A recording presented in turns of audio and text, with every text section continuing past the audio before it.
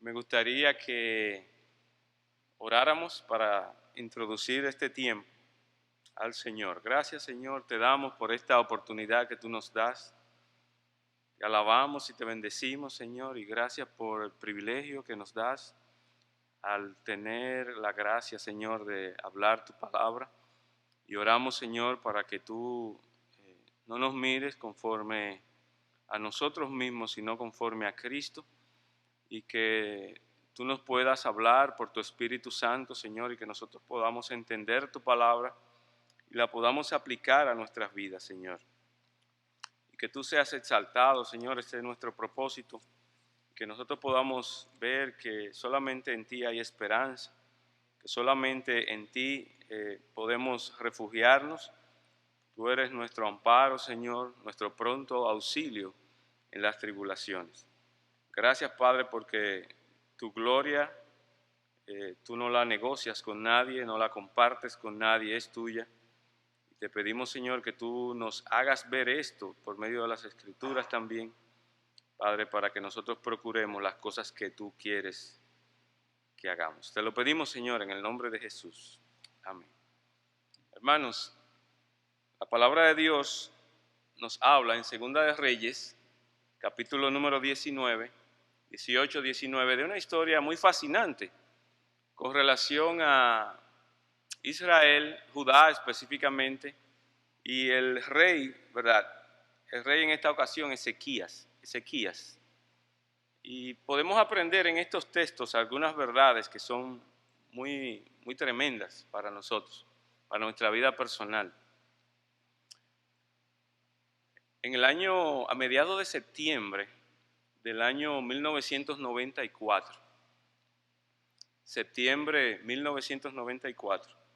el presidente de los Estados Unidos, Bill Clinton, envió hacia Haití una flotilla de sus barcos con el propósito de tener el control de todo el país de Haití por la crisis que había en ese momento. El presidente legal establecido era el presidente Aristide, y él había tenido que salir de una manera muy apresurada, ¿verdad? Porque un grupo de allá, de Haití, ¿verdad? Lo obligó a que él tuviera que salir. Y cuando el presidente Bill Clinton envió todas esas embarcaciones que prácticamente rodearon la isla, él al mismo tiempo envió un grupo, una embajada, unos representantes con el propósito que hicieran una negociación. Y el único propósito del presidente y también de la comisión negociadora era convencer a los golpistas de que debía retornar nuevamente el presidente Aristide. Y finalmente Cedras y sus personas, sus gentes, los que le seguían, se pusieron de acuerdo con la comisión mediadora. Es como unos embajadores, unos representantes de otros países. Eso ocurre, eso está en la Biblia, eso es muy normal. Cuando un rey tomaba el control y sitiaba a otro pueblo, él le mandaba embajadores que de una manera u otra ellos negociaban. ¿Para qué? Para que ellos se rindan, para que el rey subyugado o sitiado se rindiera. Y así mismo sucedió, y finalmente en el mes de octubre del año 1994 el presidente Aristide retornó al país. Algo parecido sucedió aquí en este pasaje de Segunda de Reyes capítulo 18. Y leemos específicamente Segunda de Reyes capítulo 19, ¿verdad? Y dice así: cuando el rey Ezequías lo oyó, rasgó sus vestidos y se cubrió de cilicio y entró en la casa de Jehová. Y envió a Eliaquim, mayordomo, a Sebna, escriba, y a los ancianos de los sacerdotes, cubiertos de cilicio, al profeta Isaías, hijo de Amós, para que le dijese: así ha dicho Ezequías, este día es día de angustia, de reprensión y de blasfemia, porque los hijos están a punto de nacer y la que da luz no tiene fuerzas. Quizá oirá Jehová tu Dios todas las palabras de Rabsacés, a quien el rey de los asirios, su señor, ha enviado para blasfemar al Dios viviente, y para vituperar con palabras las cuales Jehová tu Dios ha oído. Por tanto, eleva oración por el remanente que aún queda. Vinieron pues los siervos del rey Ezequías a Isaías, e Isaías les respondió: así diréis a vuestro Señor, así ha dicho Jehová, no temáis por las palabras que has oído, con las cuales me han blasfemado los siervos del rey de Asiria. He aquí pondré yo en él un espíritu, y oirán rumor, y volverán a su tierra, y haré que en su tierra caiga a espadas. Esta historia está escrita en el libro de Segunda de Reyes. Uno de los propósitos de haber sido escrito Segunda de Reyes fue para que nosotros podamos ver toda la historia de las caídas de ambos reinos, tanto del norte como del sur, de todo el reino de Israel. Ustedes saben que Israel en un momento fue dividido en dos: el reino del norte con su asiento en Samaria y el reino del sur con su asiento en Jerusalén. Pues este libro nos habla de la triste realidad de las caídas de ambos reinos, ¿verdad? Pero al mismo tiempo está escrito con otro propósito adicional, y es que nosotros podamos ver las misericordias de Dios, ¿verdad?, al preservar, en este caso, el reinado de Ezequías. O sea que las características principales o palabras o frases principales en el libro son como, por ejemplo, y esto se cumplió como fue dicho por el Señor mediante tal profeta, o también este rey hizo lo malo delante de Jehová conforme a los pecados de Roboam. O sea que este libro es bastante triste, es muy triste, presenta realidades que son muy tristes, las caídas de todo el reino de Israel. También este libro nos enseña a nosotros que el pecado trae sus consecuencias y que Dios castiga a aquellos que persisten en pecar. Cuando nosotros entramos a este relato, faltan 721 años para que nuestro Señor y Salvador Jesucristo venga a la tierra. Escuchen, 721 años. No podemos olvidar esto. Aunque nos adentramos en ver relatos históricos, nosotros no podemos obviar que este relato histórico está relacionado con el nacimiento de nuestro Señor Jesucristo. Si usted va al libro de Mateo, capítulo 1, versículo 10, usted se va a dar cuenta que Ezequías es uno de los reyes que es mencionado en la dinastía de nuestro Señor y Salvador Jesucristo. Ahora, cuando vamos al capítulo 19, versículo 1, dice: cuando el rey Ezequías lo oyó, rasgó sus vestidos y se cubrió de cilicio y entró en la casa de Jehová. Cuando el rey Ezequías lo escuchó. ¿Quién es el rey Ezequías? Ezequías era del linaje de David, uno de los hijos de David, y yo he titulado a esta prédica La respuesta de Dios a la amenaza de Sennacherib. Ezequías era un rey formidable, pudiéramos decir. Si usted piensa en un presidente que usted dice: wow, ese sí fue un buen presidente, pudiéramos decir lo mismo del rey Ezequías. Dice la palabra de Dios en el capítulo 18 que Ezequías comenzó a reinar cuando tenía 29 años.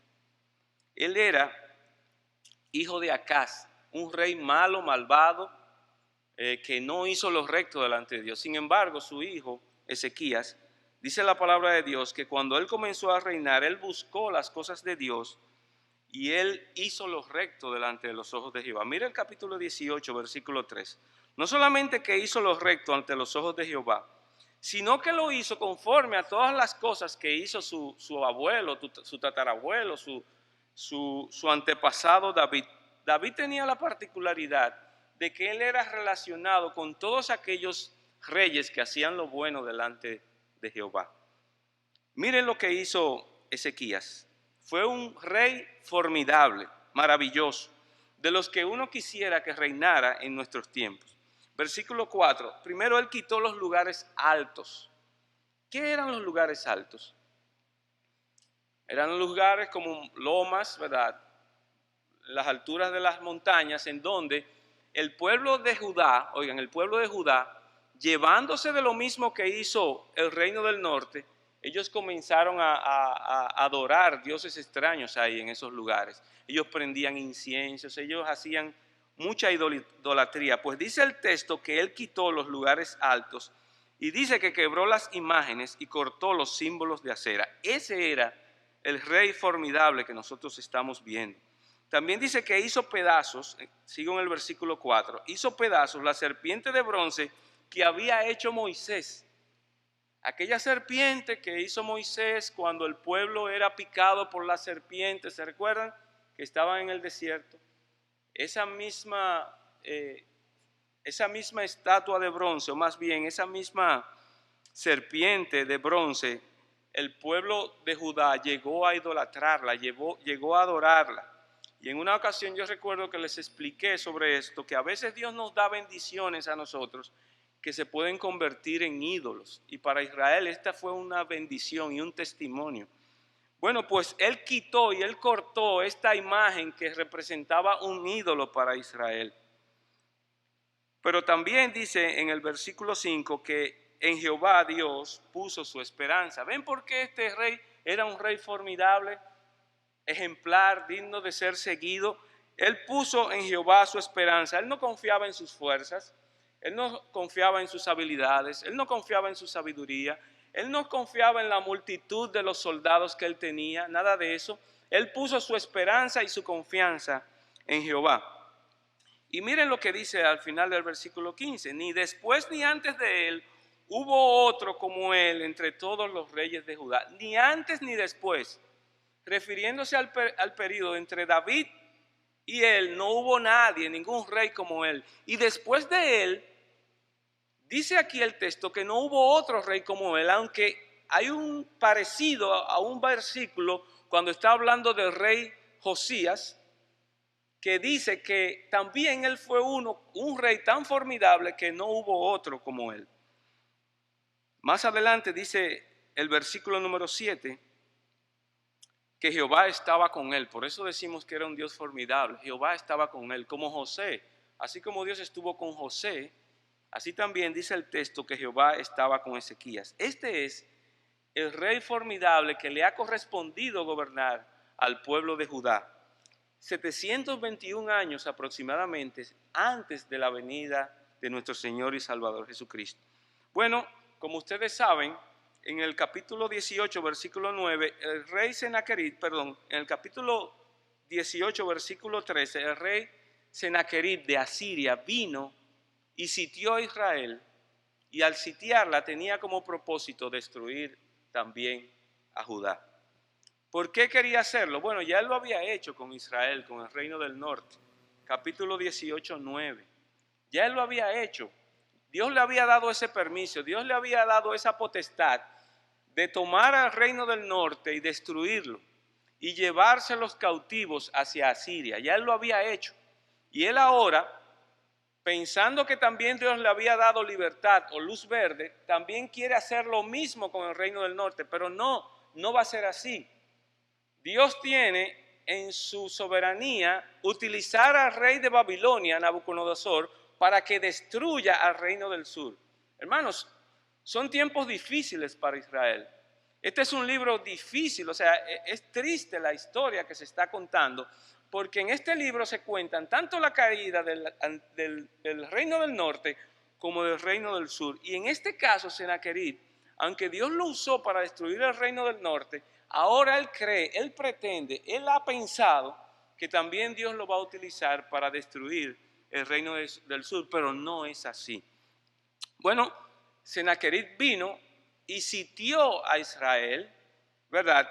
Y de una manera u otra, sus palabras fueron palabras muy rudas para el rey Ezequías. Por ejemplo, miren capítulo 18, versículo número 19. Y les dijo el Rabsacés: decid ahora a Ezequías, así dice el gran rey de Asiria, ¿qué confianza es esta en que te apoyas? ¿Se dan cuenta las palabras de este? Es un mensajero, y este mensajero está hablando de esta manera en contra de ¿quién? De Jehová, el Dios de Israel, el que le dio permiso a ellos para destruir el reino del norte, pero que no se lo ha establecido a ellos, no les ha dado esa potestad para venir y destruir el reino del sur. Todavía va a pasar un tiempo prolongado. En el 586 fue cuando finalmente el reino del sur fue destruido y fue llevado a Babilonia. Pero no era el tiempo. Dios había establecido que ni era Sennacherib quien iba a destruir a Judá, ni tampoco que era el tiempo en que Judá iba a ser destruido. En principio, los versículos del 13 al 16 nos dicen a nosotros que Sennacherib hizo una alianza con el rey, que Ezequías hizo una alianza con el rey Sennacherib y le dio tributos y quitó de las partes del templo. Imagínense que el templo allá tenía partes de oro, ¿verdad? Y tenía puertas de oro, y el rey Ezequías tuvo que quitárselas y mandársela al rey Sennacherib porque era parte del acuerdo. Cuando un rey conquistaba otro reino, ellos tenían que darle tributos. Y es por esta razón que él tuvo que quitar muchas de las partes del templo y dárselo a Sennacherib. Y no solamente eso, sino también que tuvo que darle parte de los tesoros y parte del oro y de la plata que había en la casa de Dios para dárselo a Sennacherib. Pero en algún momento el rey Ezequías se rebeló contra el rey Sennacherib y le dijo: no más, no te voy a dar más, ni me voy a someter más a tu dominio. Y es por eso que viene una vez más Sennacherib y le manda mensajeros para que ellos sean subyugados.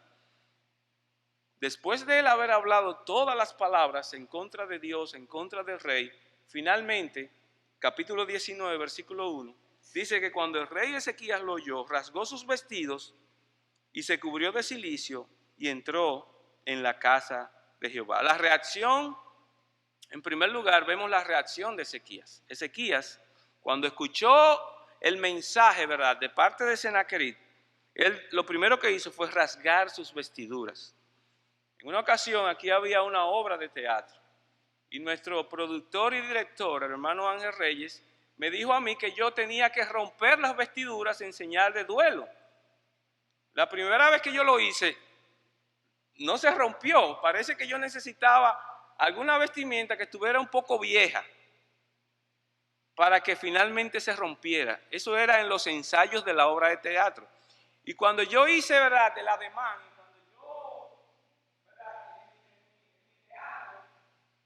realmente la tela parece que era muy fuerte y yo no pude romper.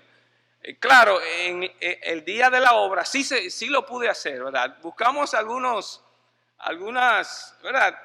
Hicimos algunas cosas, rompimos un poquito la tela y finalmente en la obra ¡crack!, se rompió, ¿verdad? Y salió tal cual, los efectos especiales salieron tal cual como el productor lo había planificado. Pero eso era un teatro. Esto es algo en vivo, esto es algo real. El rey está asombrado de todo lo que Sennacherib ha mandado a decir y cómo ha blasfemado el nombre de Jehová, su Señor. Y dice que él rasgó sus vestidos y se cubrió de cilicio. Yo antes pensaba que el cilicio era como un polvo o como cuando tú te tiras, ¿verdad?, algo encima en señal de duelo, pero no era eso, no es eso. El cilicio no es más que como una tela muy rústica. El cilicio era como una tela que se podía hacer de sacos, ¿verdad? Y es muy rústica y generalmente tenía una abertura para la cabeza y también tenía una abertura para los brazos, de manera tal que se ponía debajo y luego se colocaba otra ropa normal o tradicional. Y daba la idea, ¿verdad?, de dolor, pero no solamente dolor, también daba la idea de cuando tú estabas arrepentido, cuando el Señor hablaba, ¿verdad?, cuando venía un profeta. Y ellos se vestían de cilicio, no era un polvo, no era que tú cogías polvo del piso, ¿verdad?, y te lo tirabas, ni era algo blanco, que antes yo tenía esa idea, era un tipo de ropa. Y cuando las personas veían al rey con ese tipo de ropa, lo que decían, hay problemas, el rey está triste, el rey está bajo dolor, el rey estaba bajo quebranto. ¿Qué le pasará al rey? Era una señal de contrición, y en este caso Ezequías estaba manifestando el dolor que tenía, y la nación tenía, no solamente el rey tenía que estar bajo esa situación, sino también la nación, pero él estaba dando el ejemplo que necesitaba la nación. Cilicio, según el diccionario, es un tejido burdo, lo estoy leyendo, hecho generalmente de pelo de cabra, saco o costal. Se llevaba en señal de duelo, señal de aflicción, y usaba con frecuencia, y era usado con frecuencia, si no habitualmente, por los profetas y por los cautivos que había en Israel. La vestimenta se parecía probablemente a un saco hendido por delante y con coberturas para la cabeza y los brazos. Los israelitas los usaban en ocasiones para cubrirse con ellos, se los ceñían poniéndolos normalmente sobre otra prenda de vestir, pero en ocasiones directamente sobre la piel. Él se cubrió, ¿verdad?, con este tipo de vestimenta en señal de dolor y de duelo. Lo segundo que él hizo fue entrar en la casa de Jehová. ¿Para qué? ¿Con qué propósito? Bueno, la situación es normal. Pónganse a pensar que alrededor de la ciudad, ¿verdad?, hay un ejército invasor que quiere destruir, hermanos, si quiere destruir el linaje de David, el reinado que Dios había establecido y que había prometido que iba a perdurar hasta que viniera un rey, ¿verdad?, que iba a ser el verdadero rey, el Hijo de Dios, Jesucristo. O sea que la descendencia de Cristo estaba en peligro. La promesa de Dios dada a Israel estaba en peligro, y por eso él se viste de cilicio, ¿verdad?, rompe sus vestiduras y luego se entra al templo. Dice la palabra de Dios que entró al templo, no dice específicamente qué, pero suponemos que entró para interceder ante Dios por la situación que le estaba sucediendo. En segundo lugar, o más bien en tercer lugar, la reacción de Ezequías fue enviar profetas y mensajeros por medio, ¿verdad?, por medio de específicamente dos de los que habían escuchado el mensaje, y fue y los envió hacia Isaías, el profeta Isaías.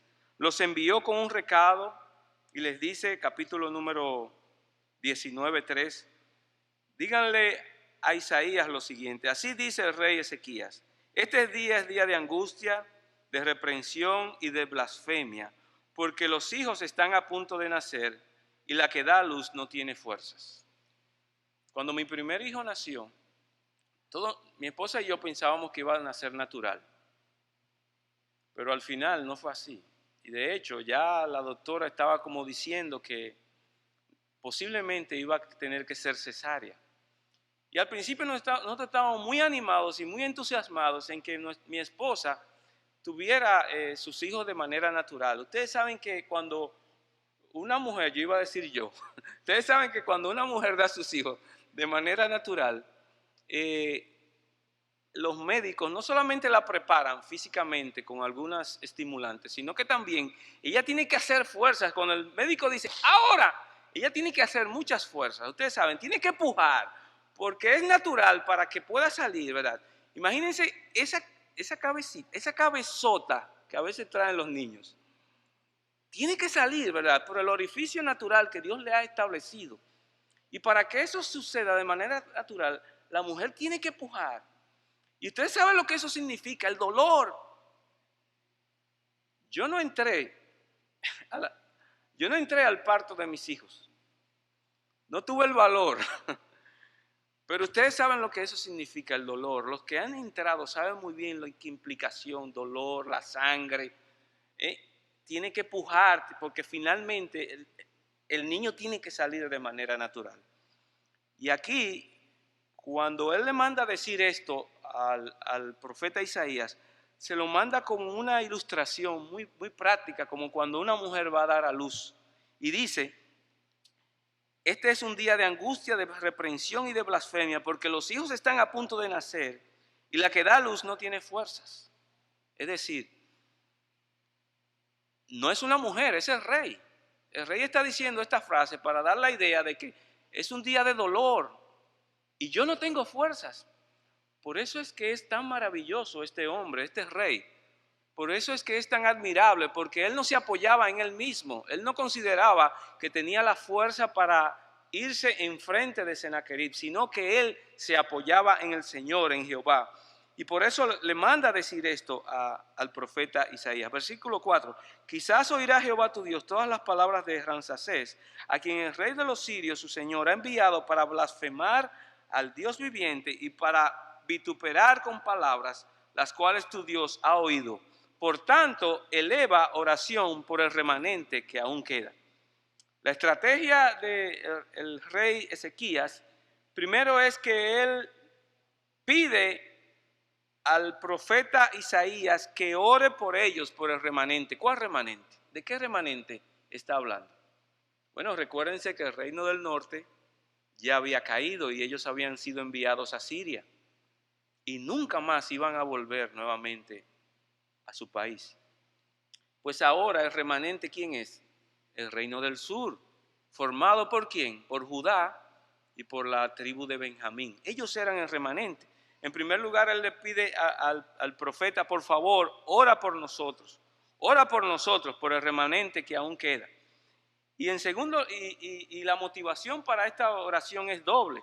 Primero, el versículo 3 da claramente la idea de que él temía al rey Sennacherib. Él le temía, es normal.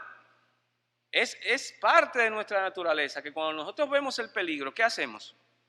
Nos llenamos de miedo, de temor. Es un día de angustia, dice el versículo 3. Él tenía temor. Versículo 4 también nos da la segunda motivación para él pedir oración. Quizás oirá Jehová tu Dios todas las palabras de Ramsacés.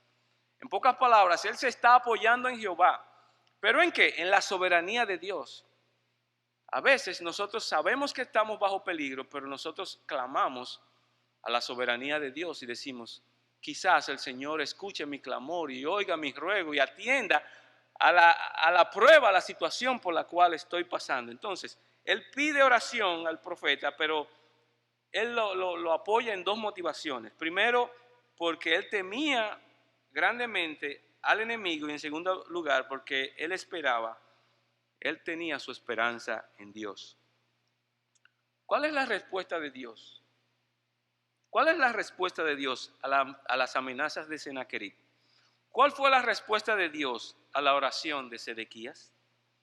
Bueno, vamos a ver ahora la respuesta de Dios. Dice la palabra de Dios que en ese mismo momento el profeta Isaías en el versículo 6 le dice, Isaías les respondió, así diréis a vuestro Señor, así ha dicho Jehová, no temáis por las palabras que has oído, con las cuales me han blasfemado los siervos del rey de Asiria.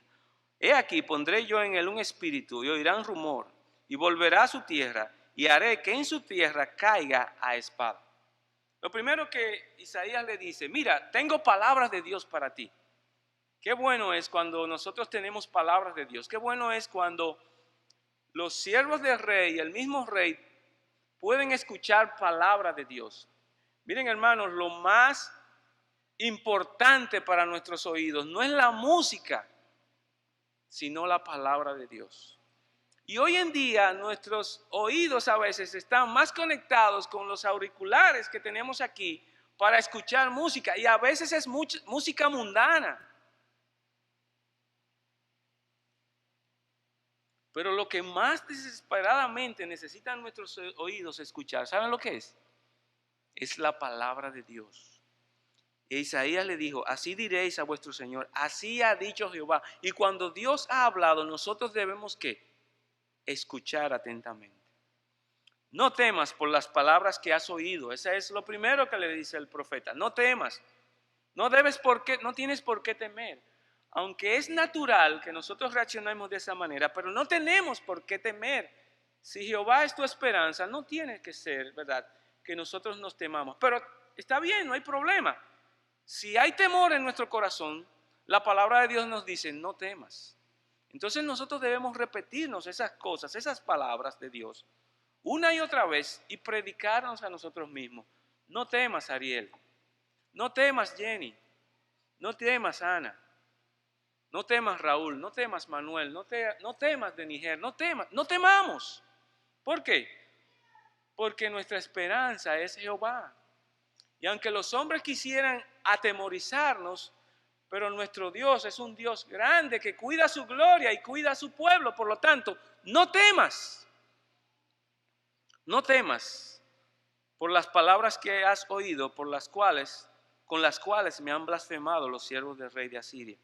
He aquí pondré yo en él un espíritu, y oirá rumor y volverá a su tierra, y haré que en su tierra caiga a espada. Todo parece indicar que Dios no iba a utilizar a los ejércitos de Judá para que Ezequías obtuviera la victoria. Todo parece indicar en estas palabras del profeta de parte de Dios que el Señor mismo se iba a encargar de Sennacherib y de su ejército de manera tal que no viniera a blasfemar el nombre de Dios ni a atemorizar al reino del sur de Judá, porque el Señor tiene cuidado de su pueblo. Amén. Las palabras siguientes, o más bien el relato siguiente, es muy obvio y muy claro que está establecido ahí. Dice el versículo 8 que regresando Rabsacés, como él no tuvo una respuesta oficial de parte del rey Ezequías, él se regresó a su rey.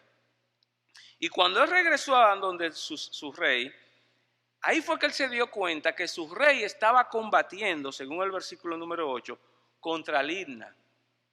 Y no solamente eso, sino que también el rey Sennacherib tenía la amenaza de que el rey de Etiopía también estaba preparando un ejército para ir, ¿verdad?, encima de él. Cuando Sennacherib se da cuenta de todo esto, y Ramsacés también, lo que Sennacherib hace es que él trata de que el rey Ezequías se rinda inmediatamente.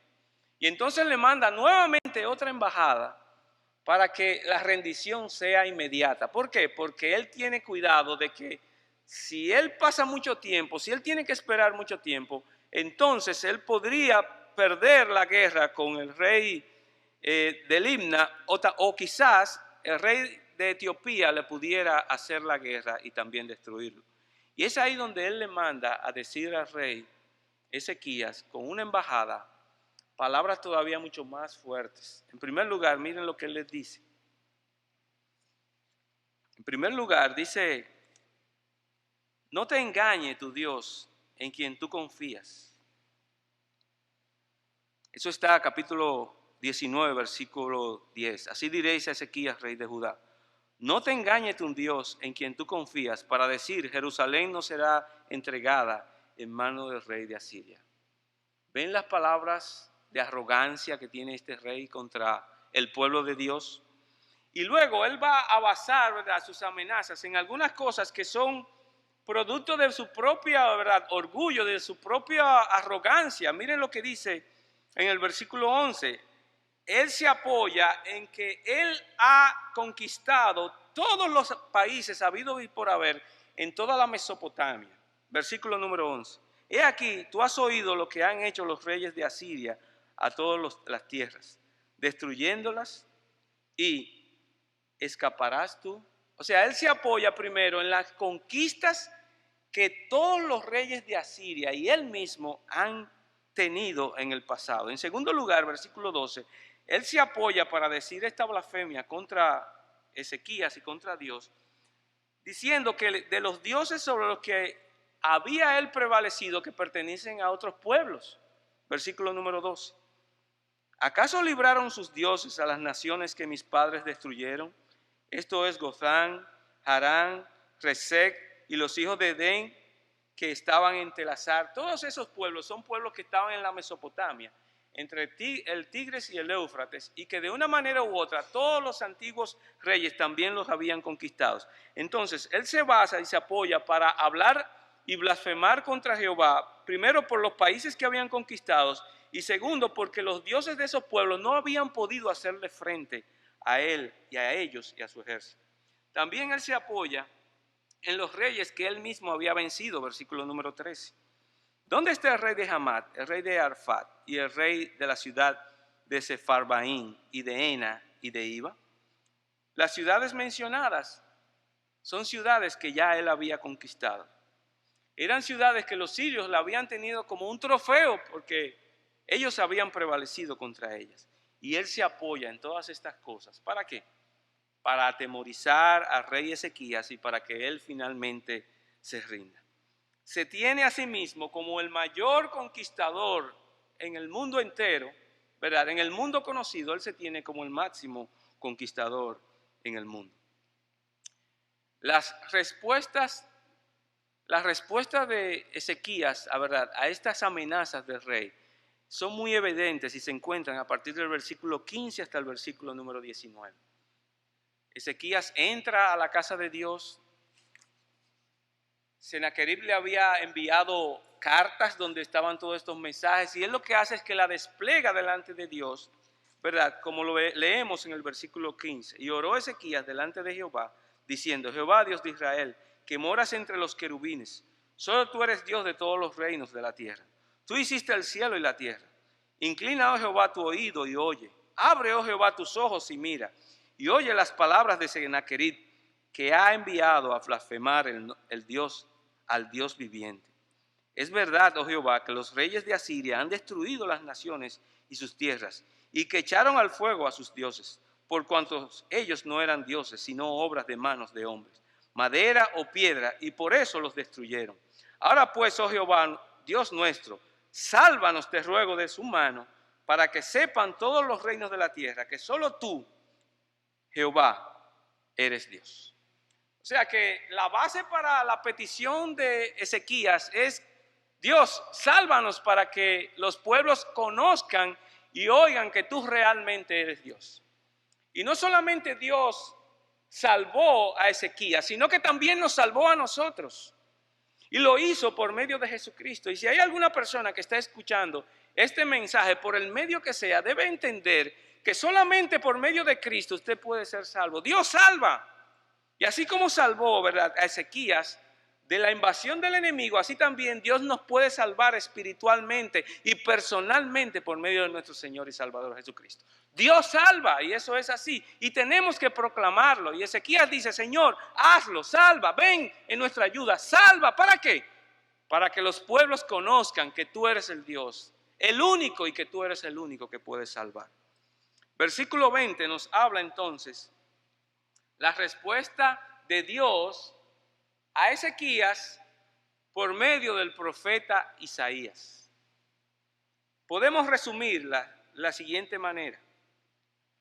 El Señor cuenta, ¿verdad?, todo lo que ha sucedido por medio de esta historia, y en los versículos siguientes el Señor le va a dar a Sennacherib una advertencia a manera de profecía donde les dicen una vez más que finalmente él será destruido. Versículo 28 dice: por cuanto te has airado contra mí y por cuanto tu arrogancia ha subido a mis oídos, yo pondré mi garfio en tu nariz.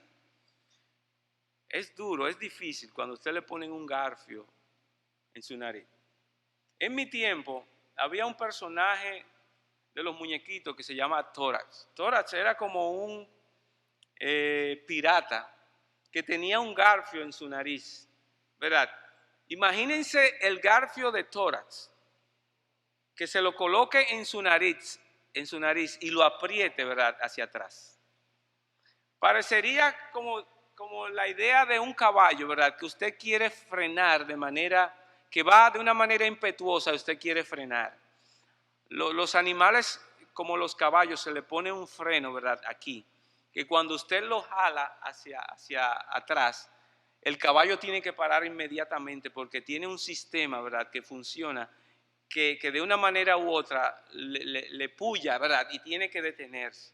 Imagínense un garfio, ¿verdad?, bien afilado, ¿verdad?, que es colocado en la nariz y que es alado hacia atrás. Y dice el texto en el versículo 28, por cuanto te has airado contra mí, por cuanto tu arrogancia ha subido a mis ojos, yo pondré mi garfio en tu nariz y mi freno en tus labios, y te haré volver por el camino por donde viniste. Y esto te daré por señal, oh Ezequías. Este año comerás lo que nacerá de suyo, Y el segundo año lo que nacerá de suyo, y el tercer año sembrarás y segaréis y plantaréis viñas y comeréis el fruto de ellas. Lo que el profeta le está diciendo a Ezequías es que no te preocupes, el Señor está contigo, el Señor ha escuchado tu oración, el Señor vendrá en tu auxilio, no te preocupes, tú vas a prosperar. Y no solamente eso, que tú mismo vas a sembrar y tu gente va a sembrar en sus tierras y de una manera u otra el Señor las va a prosperar. Cuando un pueblo venía y sitiaba una ciudad, mira, no había nada, no había para nadie, no se podía sembrar, no se podía salir, no se podía estar afuera, sino lo más que se podía hacer era estar dentro de las murallas de la ciudad. ¿Por qué? Porque el ejército enemigo era una amenaza real, era un peligro real, y nadie podía estar ni siquiera sembrando. Y eso lo podemos ver en el libro de Jueces. Y así establece Dios un castigo para Sennacherib. Versículo número 30. Y lo que hubiera escapado, lo que hubiera quedado de la casa de Judá, volverá a echar raíces abajo y llevará fruto arriba.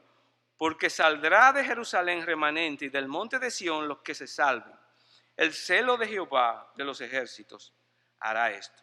Jerusalén, que parecía ser una ciudad condenada durante estos días por el asedio de parte de Asiria, va a ser salvado por Dios de una manera milagrosa en dos formas. Primero, lo primero que sucedió fue el cumplimiento de la profecía de Dios por Isaías, que se menciona en el capítulo 19, versículo 35. De una manera misteriosa, el Señor trajo una mortandad en todo el ejército del rey Sennacherib. Miren lo que dice el versículo 32. Por tanto, así dice Jehová acerca del rey de Asiria: no entrará en esta ciudad, ni echará saeta en ella, ni vendrá delante de ella con escudo, ni levantará contra ella baluarte. Por el mismo camino que vino volverá y no entrará en esta ciudad, dice Jehová, porque yo ampararé esta ciudad para salvarla, por amor a mí mismo y por amor a David mi siervo. Y aconteció que aquella misma noche salió el ángel de Jehová y mató en el campamento de los asirios a 185,000. Y cuando se levantaron por la mañana, he aquí que todo era cuerpos de muertos. Hermanos, Dios no tuvo que utilizar el ejército de Israel, el ejército de Judá más bien. Él mismo se encargó de Sennacherib y de su gente. ¿De qué manera? Trayendo mortandad a 185,000 de sus soldados. No dice la razón, la forma como esto ocurrió, pero sí sabemos que Dios lo hizo. ¿Por qué? Porque Dios es poderoso y Él cumple lo que promete, hermanos. Mortandad que cuando ellos se levantaron por la mañana, lo único que había, o sea, con lo que la gente se topaba, ¿era con qué? Con cuerpos muertos. Y todo eso lo hizo Jehová. ¿Dónde está la arrogancia entonces de Sennacherib? Dice la palabra de Dios que entonces, versículo 36, Sennacherib, rey de Asiria, se fue y volvió a Nínive, donde se quedó. ¿Dónde está la arrogancia de este hombre?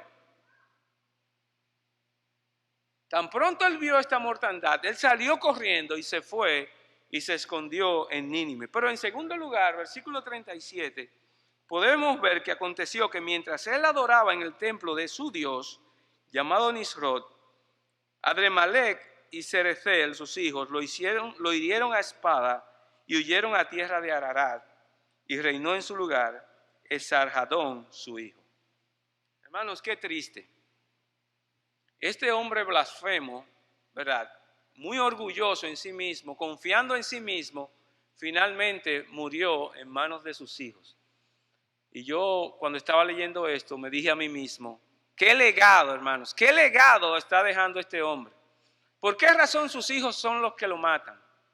¿Por qué Dios hace que se cumpla su palabra por medio de la muerte de este hombre en manos de sus propios hijos a espada? Dios había dicho en el versículo número 6 y 7 que él iba a morir a espada si Dios así lo cumple. Dios cumple su palabra. Pero ¿qué pasó? ¿Por qué sucedió esto? La palabra de Dios no nos lo dice, pero pudo haber sido por un deseo de poder de parte de los hijos.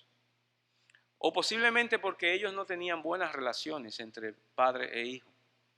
Pero lo cierto es que de una manera u otra, la manera como Dios permitió que este hombre muriera fue por medio de la espada que sus dos hijos le clavaron por sus espadas mientras él adoraba a Dios. Miren lo que dice el versículo 34. Y esto lo vamos a tomar como una aplicación. Porque yo ampararé esta ciudad para salvarla por amor a mí mismo. La palabra amparar es la idea de guardar, de cuidar, de cercar, para proteger. En mi casa, en el pasado, por mis problemas con los ladrones, yo tuve que cercar mi casa, yo tuve que blindar mi casa de una manera, yo tuve que poner la alarma, yo tuve que subir la verja, yo tuve que poner unos rollos de púas, pero aparte de eso, yo luego tuve que poner una malla ciclónica. Ya finalmente no tengo problemas con los ladrones, gracias a Dios, pero yo tuve que hacer todo eso de una manera tal porque detrás de mi casa hay un terreno baldío por donde los ladrones entraban. La palabra que se usa aquí, ¿verdad?, para amparar, porque yo ampararé esta ciudad para salvarla, es la idea de cercar. Dios cercó a Israel, específicamente a Jerusalén, con su poder, de manera tal que este hombre, este rey, con todo el poder que exhibía, no pudo entrar ni siquiera a Israel. Y el pueblo de Dios, de Judá, no tuvo que levantar ni siquiera la espada porque Dios lo hizo todo. Dios es nuestro amparo. Él dice, yo ampararé la ciudad de Jerusalén. Y este hombre se irá por el mismo camino por donde vino. Dios es nuestro amparo, Dios es nuestra fortaleza, Dios es nuestro pronto auxilio en medio de la tribulación. Por lo tanto, no debemos temer las acechanzas del enemigo. También dice, porque yo ampararé esta ciudad para salvarla por amor a mí mismo y por amor a David mi siervo. No solamente que Dios nos ampara, Dios nos cuida, Dios nos protege, sino también que Dios de una manera u otra cuida y está interesado en cuidar su propia gloria, porque lo primero, lo más importante para Él es su propia gloria. Dice, lo haré por mí mismo. Algunas de las ideas que un pastor bautista escribió en una ocasión son sobre este pasaje y algunos otros. Oigan algunas, hermanos. El propósito supremo de Dios es con Él mismo y no con nosotros. Nosotros somos como el reflejo de su gloria, es decir, Él refleja su gloria en nosotros, pero su propósito principal y supremo de Él es su propia gloria. Dice Isaías 48:9, por amor de mí mismo y por amor de mi nombre, yo difiero mi ira. Para alabanza mía la reprimiré, para no destruirte. Por mí, por amor de mí mismo lo haré, para que no sea mancillado mi nombre y mi honra no la daré a otro. Hermanos, el papel del Espíritu Santo de Dios es hacer que en nosotros arda ese deseo por la gloria de Dios. Y Él coloca en nosotros ese deseo de la gloria de Dios y que nosotros rechacemos nuestra propia gloria. El Señor quiere que nosotros le glorifiquemos a Él porque su propósito principal es su gloria. Y es por eso que Él redimió y es por eso que Él envió a Jesucristo. ¿Por qué? Para que su gloria sea reflejada en medio de todos nosotros. Nosotros somos un testimonio de lo que Él hizo para exaltar su gloria.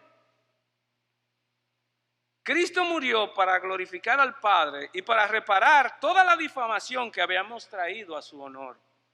Nuestra única esperanza es que la muerte de nuestro Señor Jesucristo satisfizo todas las justicias que Dios reclamaba por nuestro pecado, de manera tal que ahora nosotros debemos volvernos, ¿para qué? Para exaltar su gloria. Y dice Él que yo salvaré a Israel y a Jerusalén por amor a mí mismo y por amor a mi siervo David. La lealtad más profunda de Dios, hermanos, es hacia su propia gloria, no es hacia nosotros. Todo lo que Él lo hace para su gloria. Y es por eso que así Él nos manda a nosotros, que nosotros todo lo que hagamos, sea que comamos, o sea que bebamos, o que hagamos cualquier cosa, ¿es para qué? Para la gloria de Él. Por lo tanto, nosotros debemos declarar ante las naciones, ¿el qué? La gloria de Dios, que hemos sido salvos por su misericordia, ¿para qué? Para la alabanza de su gloria. Hay un pasaje que está en este mismo libro que dice que día tras día nosotros debemos proclamar sus misericordias, que es lo mismo que proclamar, ¿el qué? Su gloria. Y en tercer lugar, nosotros debemos ver las diferencias de la vida de estos dos hombres. Senaquerib por un lado y Ezequías por otro. Mientras Senaquerib murió bajo la espada de sus dos hijos, Dios le extendió 15 años de vidas a Ezequías. 15 años de vidas. Es maravilloso. Isaías va donde él y le dice, prepara tu casa porque en poco tiempo vas a morir. ¿Y qué hizo él? Él oró a Jehová. ¿Y qué hizo Jehová? Que Jehová extendió por 15 años más su vida. Y eso es maravilloso, entender cómo Dios tiene misericordia de nosotros cuando nosotros, ¿verdad?, le honramos a Él. Y podemos ver la vida de este hombre y que puede ser un reflejo para nosotros. Él puso en Dios su esperanza. Jehová estaba con él por todo lo que él creía sobre Dios. Él quitó los lugares altos, él quitó las imágenes, él quitó esa estatua que estaba ahí y él buscó a Jehová y él hizo que el pueblo se volcara hacia Dios, contrario a los demás reyes, contrario a su papá. Y debemos ver en un balance ambas vidas para que nosotros podamos considerar y para que nosotros podamos aprender la importancia de honrar a Dios, porque Dios a quien le honra, Él también le honra. También de este texto nosotros podemos aprender que Dios cumple sus promesas. Él va a morir a espada y a espada murió. Por el mismo camino por donde vino, así mismo se irá. Dios cumple sus promesas, hermanos. De manera tal que nosotros debemos confiar plenamente en Dios, independientemente de la situación por la que estemos pasando. Amén. Y algo más. El pecado trae sus consecuencias. Dios castiga a aquellos que persisten en pecar, pero aquellos que se arrepienten, el Jehová es misericordioso, Jehová es bondadoso, Jehová es bueno. Y Él, ¿verdad?, no nos paga conforme a nuestra iniquidad cuando nosotros nos arrepentimos, sino que nos extiende su misericordia. De manera tal que este libro, Segunda de Reyes, tiene aproximadamente cerca de 25, 26 capítulos. Por lo tanto, él puede ser leído en una lectura bien rápida, cada día 2 capítulos. En 15, 14 días usted puede leer este libro y usted va a ver todas las grandes cosas que tiene este libro. No hemos hablado de Elías, no hemos hablado de Eliseo, pero realmente este libro es muy triste, pero no debemos dejar de leerlo. Es muy triste porque presenta la caída de ambos reinos, el reino del norte y el reino del sur. Pero lo glorioso para mí es que fue escrito en un momento de la historia del pueblo de Israel que faltaban 721 años para la venida de mi Salvador, mi Señor Jesucristo. Y con eso en mente yo lo leí y yo pude ver la misericordia de Dios al preservar el linaje de Jesucristo para su gloria, pero para nuestro beneficio. Que Dios nos bendiga y ojalá que podamos aprender como Ezequías, que buscó a Jehová e hizo lo recto y puso en Jehová su confianza y no se apoyó ni en sus propias fuerzas, ni en sus ejércitos, ni en su sabiduría, ni en su conocimiento, sino que en Jehová puso su esperanza. Que así sea.